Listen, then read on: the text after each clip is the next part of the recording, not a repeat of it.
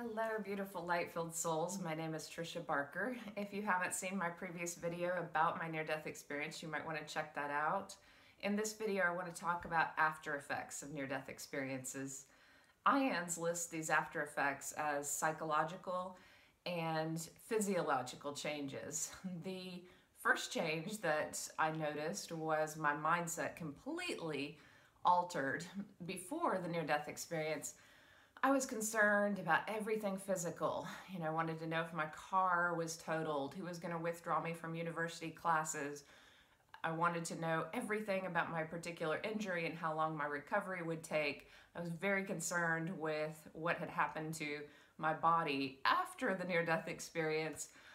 All I wanted to talk about is what it is like to exist outside of form. I did not want to discuss hospital bills and details, and I really didn't even care to discuss my recovery that much because I knew when I was outside of form, the angels sent healing light into my spirit form and into my body. I knew I would eventually walk and run again. I desperately wanted to verify details, but my surgeon only said that yes, she thought she had lost me for a few minutes, but she was glad that I was recovered. She was very rushed and did not want to discuss these moments outside of my body. I wanted to verify. I knew where she was standing, and I knew her assistant was standing to the left of her. I knew the song that was on the radio as I was outside of form. The nurses also were not open to discussing much if I talked about the experience of seeing this all-loving, all-powerful God.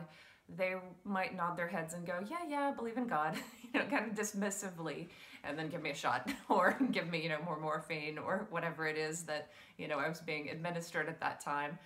And my family also was not open to discussing the particulars about my experience. They were more concerned with coordinating plans and who was going to stay with me and where they were going to eat and hospital bills, and to me all of those details were mundane, and I wanted to talk about the spirit world.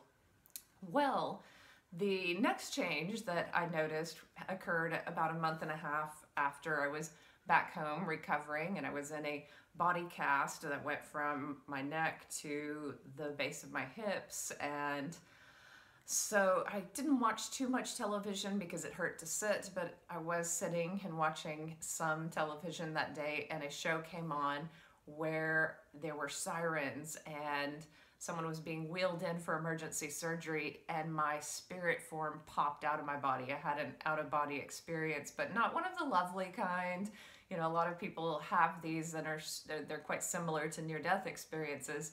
This was more reaction to trauma or the memory of trauma. I was not afraid of dying, but I certainly didn't like the physical pain that took me there, and I think my spirit was a little bit loosened from my body after having a near-death experience, so that when I was back in form those first few years, it was very easy to pop out. So I popped out and I was hovering somewhere near the ceiling, and it took a few moments for me to come back to my body and to change the channel, and I realized I better stick with comedy at this point. I do not think that shows about emergency surgery or anything that I should be watching at this time. A few weeks later, when I had recovered a bit more and was walking more, I was at the grocery store with a cart, and this metal cart of mine hit another person's cart, and perhaps this reminded me of the stretchers in the ER, but I, again, popped out of form in the middle of the grocery store and was hovering somewhere near the fluorescent lights, and it took a few moments for me to come back to form and then move forward and continue on. A third time that this happened occurred maybe a year and a half after my near-death experience. I was traveling cross-country with my boyfriend at the time, and we stopped in at a Sri Lankan restaurant. I was eating this amazing meal. Well, I thought it was going to be amazing, but I ordered it at a level 5, and when I bit into that first bite, it was so spicy that I jumped out of form. We were sitting at a booth near a window, which was near a street, and there were several cars that were passing by. I was out in the middle of the cars, and they were blowing through me, and then I came back to my form and realized that my food was probably too spicy for me to handle.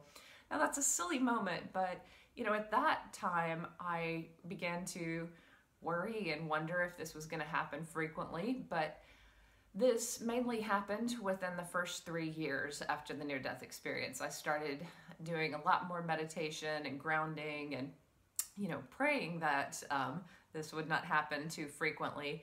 But I did realize at that time that this was a possibility.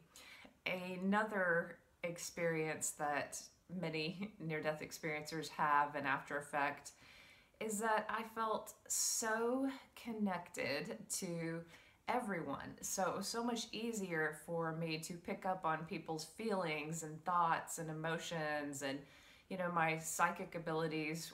I don't think I had many before the near-death experience, but wow, they just kind of skyrocketed, and some of them were a little disturbing. I liked some of the abilities, so if there was a particular song I wanted to hear on the radio, I generally knew what time that song was going to come on, and I would hear it in my head, and I'd start singing along with it, and I'd run to the radio station and turn to the particular radio station that it was on, and usually I was singing right to the beat, and so I'd just continue with the song. So that was a lot of fun, whether it was at home or in my car.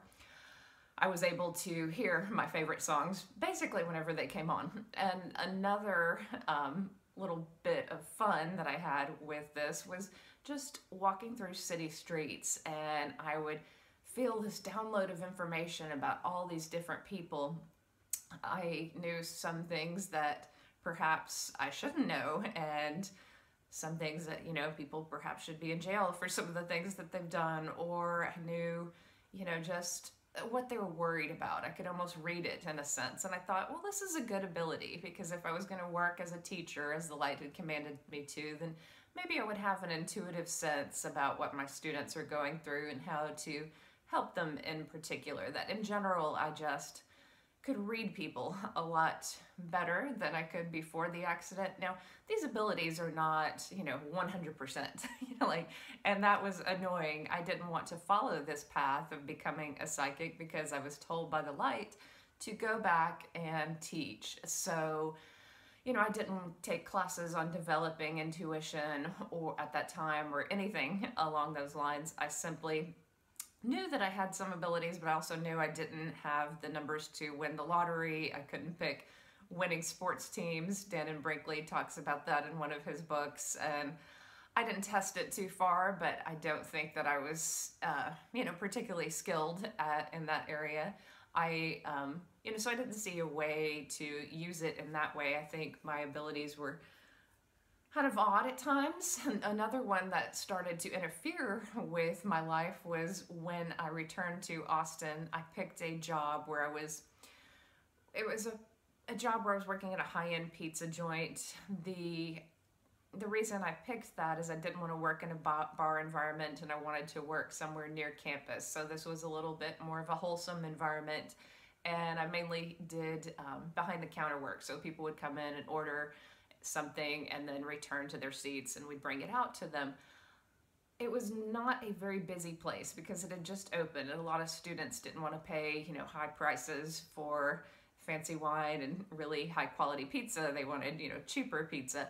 Well, I had this when there were lulls in times between customers. I would know who was going to come in next. So I would know the next 10 minutes. So I'd know what they were going to order. It was like I would get a preview of what was going to happen next. And so that person would come in. I'd already know their order, what to punch.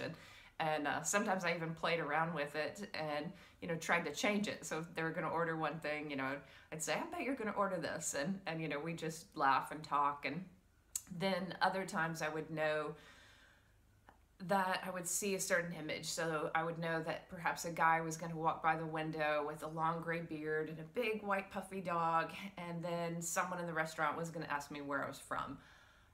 That would happen, and I would know it 10 minutes ahead of time. This got to be disturbing, and I thought, I need to be here in this moment in time and not be constantly in the future, and that was a little bit distracting. So I prayed at that time that I be able to get information that I needed in dreams, and that I not have my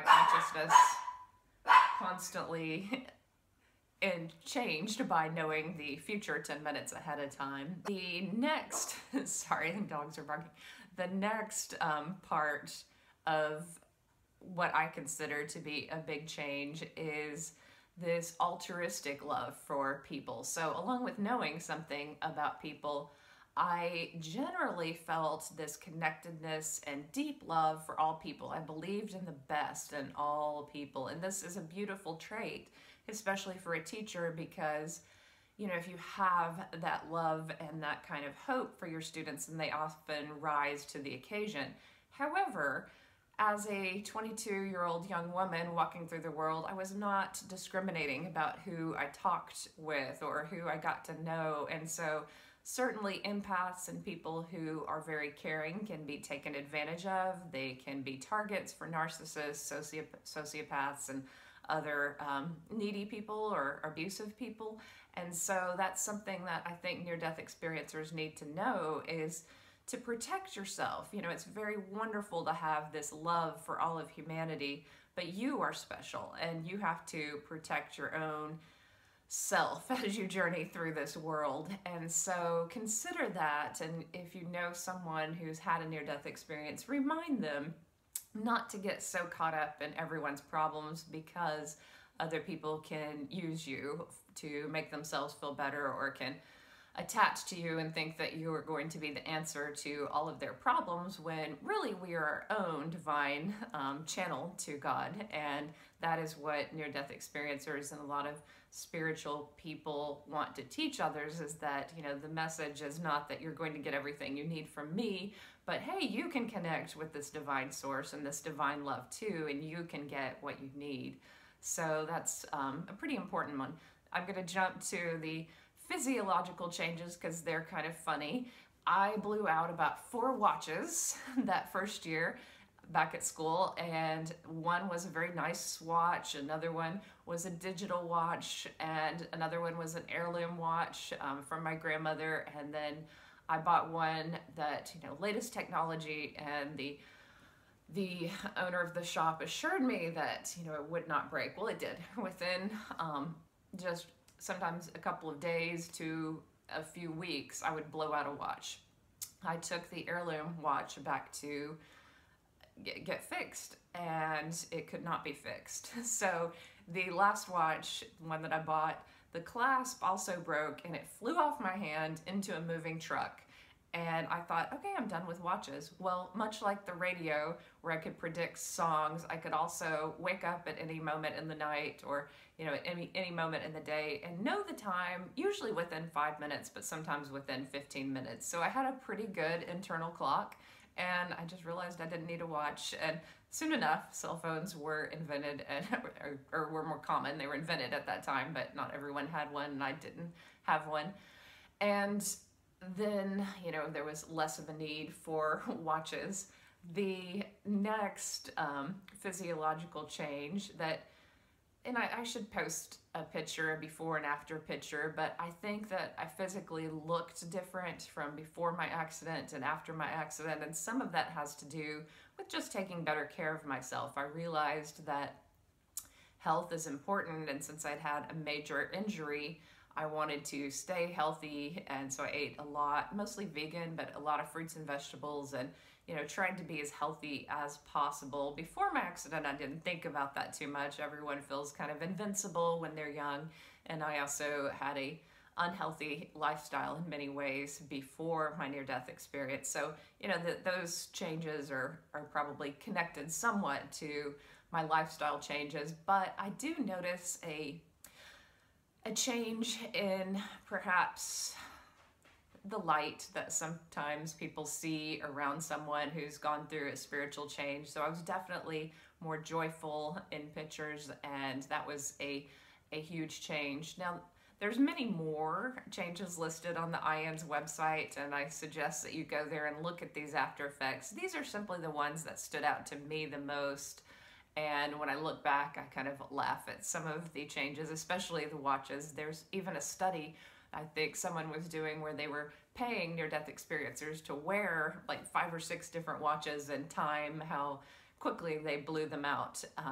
I've learned, and many near-death experiencers know, that if you're too excited or too angry, anxious, happy, whatever the emotion is, then we can shut down technology. And people who are very literal and put a lot of faith in technology hate to hear this and think this is absolute BS, but I know just from interacting with my phone and computer that I have to walk away if I'm too agitated and come back to the phone or computer and use it when I'm not in a state of agitation in any way. But I would love to hear your comments about your experiences and after effects or connections that you have to this. But thank you very much. Be well, and may you be blessed.